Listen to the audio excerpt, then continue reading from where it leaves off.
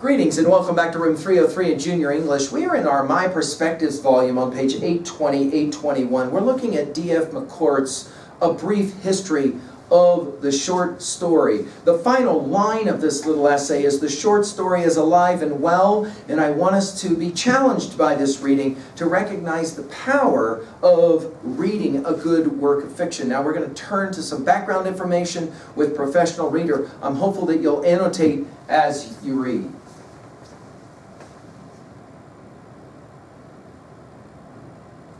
A Brief History of the Short Story by D.F. McCourt. Literary History. Background. Electronic books, or e-books, are digital files that can display on various devices, such as computers and cell phones, in a way similar to printed books. Though e-books first emerged in the late 1990s, they failed to gain popularity until the mid-2000s, when dedicated electronic reading devices improved the quality of the reading experience. This new medium has allowed more writers to publish a wider variety of work, including short stories. It has also lowered the costs that writers and publishers previously faced when bringing new work to appreciative audiences. About the author. Page 820. As a child, D.F. Duff McCourt, a freelance writer and the co-founder and editor of AE, the Canadian Science Fiction Review, developed a great love for books and magazines. That passion continued into his adult life. A writer of published short stories and novellas himself, he is interested in the history of both forms. He believes firmly that the strength of magazines as a medium is essential to the continued vitality of science fiction and other genres. Mark it. Page A 821. Brief History of the Short Story by D.F. McCourt. There's something you should know. The short story was very nearly drowned in the tub as an infant. As literary forms go, the short story is very young.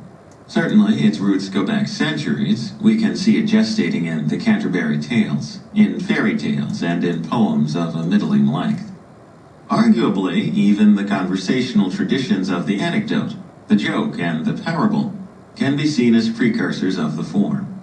But the short story as we know it sprang into full-fledged existence as recently as the 1820s. It appeared, unheralded, to fill a sudden need created by the invention of the gift book.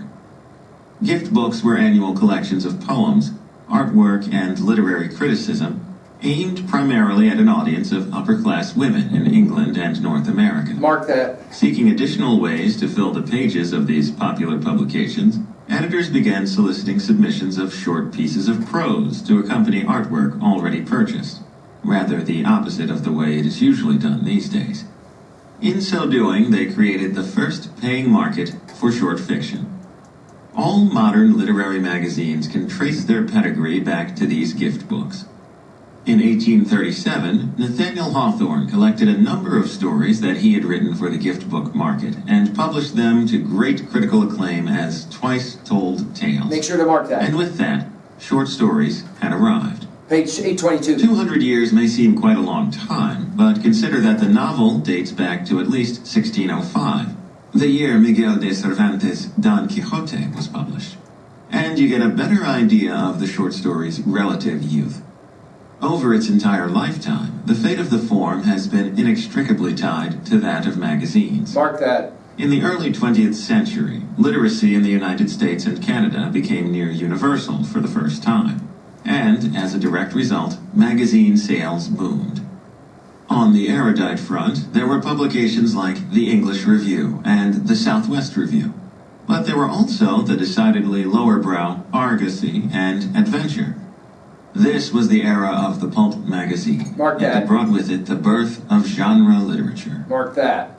Horror stories, detective stories, and most especially science fiction evolved in short stories, cut their teeth in the magazines. It is no surprise that the beginning of the golden age of science fiction is identified most strongly not with a novel, but with the publication of a magazine. The July 1939 issue of Astounding Science Fiction, to be precise. Mark that. Most of the formative novels of early and mid-20th century science fiction were more like grown-up short stories in form than like other contemporary novels.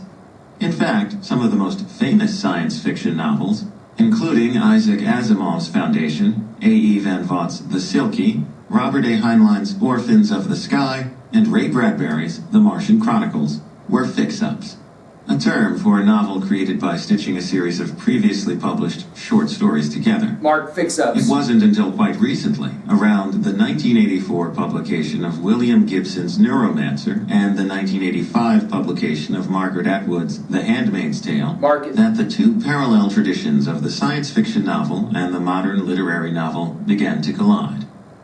And yet, despite the fact that in its brief history the short story had brought into existence entire genres and traditions of literature, it came perilously close to death. In the 1950s, owning a television suddenly became within reach of the average North American family. The half-an-hour less commercials format of shows like I Love Lucy, Dragnet, and The Honeymooners targeted the same entertainment niche as the magazine. Over the decades that followed, the circulation numbers of almost all magazines that ran short fiction saw a steady decline. The novel soldiered on, but the state of the short story became so dire that in 2007, Stephen King opened his piece, What Ails the Short Story, for the New York Times Book Review thus: "The American short story is alive and well. Do you like the sound of that? Me too. I only wish it were actually true." Mark that. So much can happen in 4 years. 2007 was the year that ebook readers burst onto the scene, and while the rise of the online magazine was already underway, it has stepped up considerably in the years since. More importantly, in 2007, television was still clinging to its cultural sovereignty, but it has since been firmly supplanted by the internet. 8:23. At the turn of the millennium, there was much ink spilled over the decline in the amount of reading people were doing.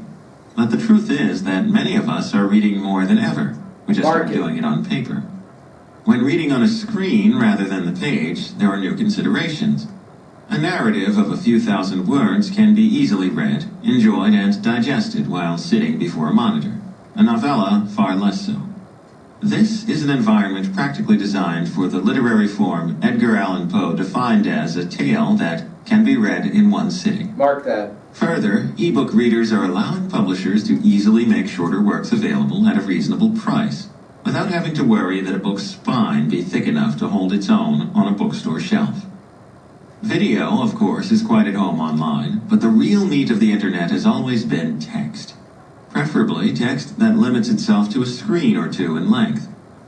As long as the internet holds its throne as the defining medium of our time, the short story will be ascendant. It is true, however, that the form is undoubtedly being influenced and changed by the demands of its new homes.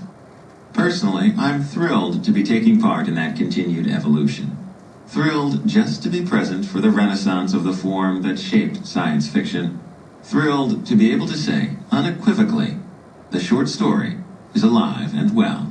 And we would say, as of today, that even more than just simply video on the net and with text like this is the audio versions. Many of you saying that you enjoy actually listening to stuff being read aloud for you in the form of audiobooks than you even do in terms of reading it. Now, I'm interested that you look at our question sets on 823 and following. Let's go ahead and get those answered, and then we'll be ready to come back to have a conversation about this text. Thank you.